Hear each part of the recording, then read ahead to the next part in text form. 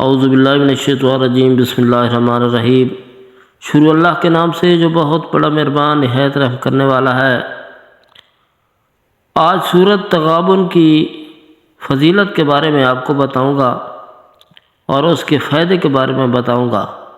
جن دوستوں نے میرے چینل کو سبسکرائب نہیں کیا وہ چینل کو سبسکرائب کر دیں تاکہ ہر نئی آنے والی ویڈیو آپ تک پہنچ سکے۔ دوستو، ہر قسم کی آفات سے محفوظ رہنے کے لیے بہت ہی اکثیر ہے۔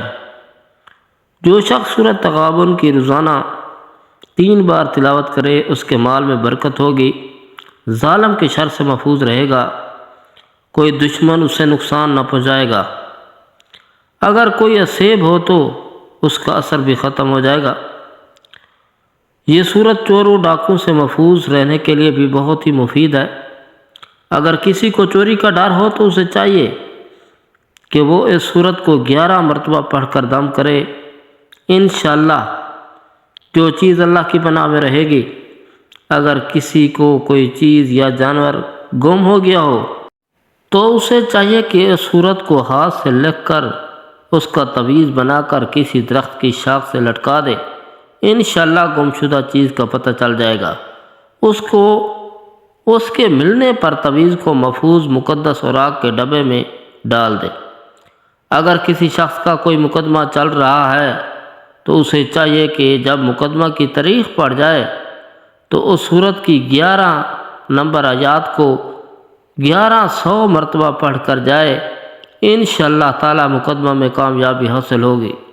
جو شخص اس سورت کو شادی اور اولاد کے حصول کی خاطر روزانہ 3 مرتبہ 11 دن تک پڑھے گا، انشاءاللہ حسب منشا اس کی شادی ہوگی اور جس سے چاہے گا شادی ہوگی، رزق میں اضافہ ہوگا، اولاد ملے گی۔